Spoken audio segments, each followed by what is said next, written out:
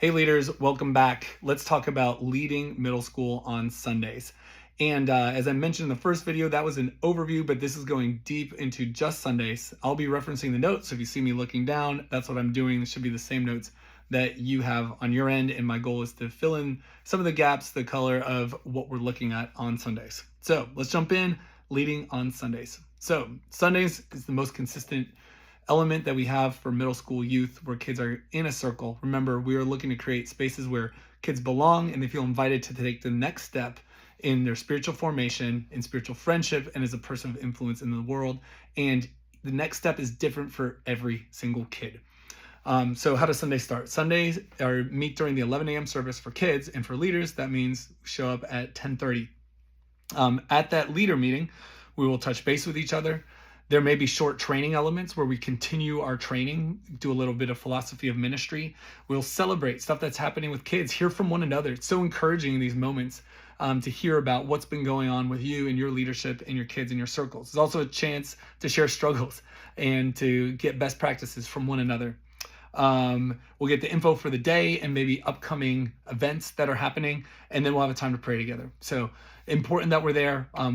And then be ready for kids to show up at 10:45. Because at 10:45, we are ready to welcome. That's when kids are invited to come. Both middle school and high school kids will have donuts. And this is a time to start being social, connect with kids in a much more casual environment. And so the big thing is, and we're creating spaces of belonging.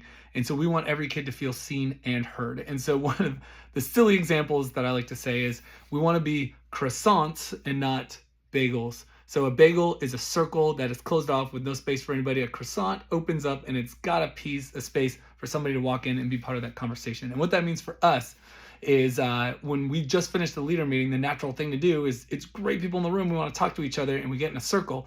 And just imagine if you were a sixth grade kid walking in that room for the first time, how intimidating it could be to walk right into a group of adults with their backs to you. So we want to make sure that we are open to the room when kids come into the youth space, to the donut space, and we are ready to greet them and break away from our conversations with each other to greet these kids. One thing that you'll hear us pray is, Lord, we pray that you would give us the security to lay down our need to be seen and heard for the sake of others being seen and heard, that being every student who walks into the space. So we are going to embody croissants together and welcome these kids into a hospitable space. Now at 11, after hanging out and making these connections, we are going to lead kids up to worship. Now each week it might be a little different. Some leaders will stay back and help set up the space, get it ready for the kids to come back for the message. Some will walk kids up, and we want to encourage them to sit with their parents. And if they're not sitting with their parents, some leaders will be in the back sitting with kids or standing with them during the singing portion of worship. After that, at the announcements, that's when kids will come back to the youth room for the message. So they'll stand up, they'll look for us. The leaders that are up there will have our badges on, and they will follow down to the youth room. Now, one important thing is that 4th and 5th grade are meeting in the gym at this time, and they will be in the middle of their large group. And so we want to respect their space. It's not optimal when we have this space, but we are making it work. And thanks be to God, we have so many people to fit into this room. And so we wish it weren't the case, but we've got to walk through the 4th and 5th grade space. So we want to encourage kids as they come in the back of the gym to quietly pass through the back, not be a distraction to the, and I said 4th and 5th, it's actually all of elementary. So we don't want to distract all those kindergartners to 5th graders and head right back to the youth room. Now, what happens when you get to the youth room? When you get to the youth room, that's when we are going to set up our circles. So every kid will grab a chair from the back and bring that to their circle. At the beginning of the year, we have the guys in front, the ladies in back, and then we have each grade, a space for each grade. So 6th, 7th, 8th, right across. So form a circle around your card. There'll be a stand with your card. It'll say like 7th grade girls, make a circle there. And initially we'll be in all one big circle, but depending on numbers, we'll then split up into smaller circles. So the idea is, we want every kid to feel seen and heard. We think that happens best in circles. Now, as kids come in, whether it's the donut time or before, we want to put on the leader hat of greeting these kids. We want them to feel like they belong. And so how can we do that? And here's just a really simple way. If we can remember a kid's name, remember one thing about them, and then give them a high five. So a friendly touch when they come in, a fist bump, a high five. If you do get on the level of hugging kids, let them initiate that. And if you're uncomfortable with it, it's okay to just back up and go for that fist bump. But those three things matter. So again, a touch like a high five or a fist bump, remembering a kid's name, and remembering one thing about them. That goes so far in ministry, often more in more subtle ways than even coming up with a brilliant thing to say on the moment. And we want to help you out by having name tags. So when kids come back in the room, we'll have name tags ready to go with Sharpies. Please encourage the kids to put their real names on it. We need the real names. It's actually a safety issue. In the event that we would have to rally somewhere else, we need to have kids' real names to know who's in the room. So encourage them to that. If they want to put a nickname also on there, that's totally fine. Let them do that. But have them go by the name that they're actually called by. That would be super helpful, and it's helpful for everyone else in the room. And then our job is to facilitate a circle group. So facilitating a circle group. And that is actually going to be its own video next, because there's so much to say just about how to lead that in a way where people feel seen and heard. So once again, let's recap where we are. Leader meeting at 10:30, donuts at 10:45, 11 a.m. up to worship, 11:30-ish or whenever announcements happen, back to the youth room, set up the circles, fist bump, high five, how you doing? How is that game? How is that test? How is that vacation you were on? Welcome back. Get your name tag on. Circle up. Here we go.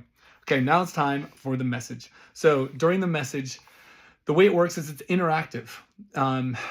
Kids this age, it is great for them to have interactive time. Often school is like listening and listening and listening. And we want to be able to process the message. As we mentioned in the previous video, the message is typically going to be lectionary based. So the same text that their parents are learning in the sanctuary is the same text that we will be breaking down just directly at a middle school level for what's happening in their world right now. We treat it as a funnel. So a wide jumping on point, meaning a really easy to answer fun question that may be related even to what's happening. So, if we're talking about communion and eventually we want to talk about communion as a family meal, we might say, what is the best feast you've ever been to? So a really easy question for everyone to jump on, and then we funnel towards those questions that hit really hard. Now, set up expectations for your group.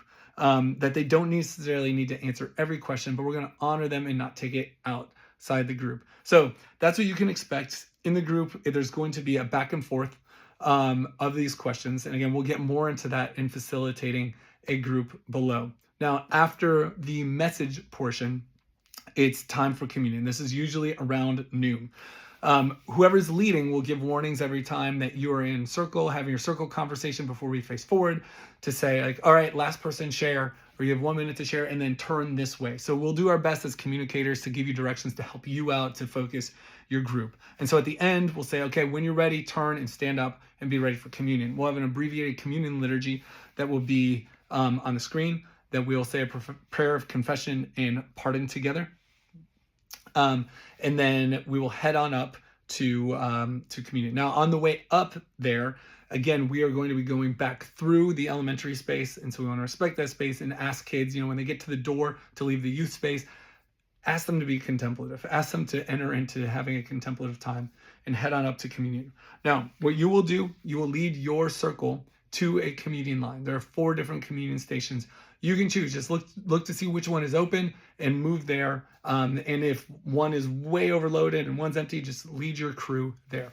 Kids have a couple options, 3 options. 1, if they're baptized, they can take communion, fully take communion. If you have a new kid, maybe warn them that it is real wine. They may be surprised. And if you need a line for that, we say, yeah, we believe that communion is a powerful thing and wine is a powerful drink. It makes us take this really seriously. It's just a little bit, so it's okay. Kids can also take just the bread part, just the wafer, and not the wine. And that is full communion if they're uncomfortable with that. The second option is to go forward for a blessing. The blessing looks like this: cross your arms over your chest, over your heart, and the people serving will speak a blessing. And we believe that that really matters. And if we don't, and if you want to explain to a kid, if it's not explained from the front, you can say, we believe that blessing really matters. And it's a step of faith. You are moving forward in faith and receiving God's goodness. We think that's really great. So this would be kids for questioning faith or they have not been baptized yet. And then the third thing would be if they're uncomfortable with the whole thing, they can stay in the back. That might be for a guest. We've had people visit from other faiths and they're really uncomfortable with jumping right in. And we shouldn't. We should not force a kid to have communion or let them do it without thoughtfully thinking through it or having a conversation with their parents. So always if a kid is iffy, just say, hey, why don't you go forward for the blessing or just stay with me in the back. Now, after they go through the communion lines, we will form up in the back and just fill in the wings. And we're starting to take over that space, and that's okay. And one of the things I really want to ask everyone's help for this year is to get kids to take this time contemplatively. It's usually the younger we get, there's sometimes they're uncomfortable being in that space, and we just want to keep empowering them. Hey, you matter here. You're part of this. Sing the song, or if you don't sing the song, it's okay. Just don't bother your neighbor. Allow them to have contemplative space. So encourage them to continue to face forward the same direction as the rest of the congregation. After the sending out prayer, students are free to go. Now, some students may even go and find their parents before, and that's totally fine. We let them go at that point. It's great for them to join their parents for communion. At the end of service, we then would return to the youth room just to reset. Some kids will come back. It's a great time to continue being social, but usually by about 12:15, definitely 12:20, we want to have the space reset. And if kids are just hanging out, that's fine, but we are free to go from there. So that is a Sunday, and we will continue on with what it looks like to actually facilitate that small group space next. Peace. God bless you.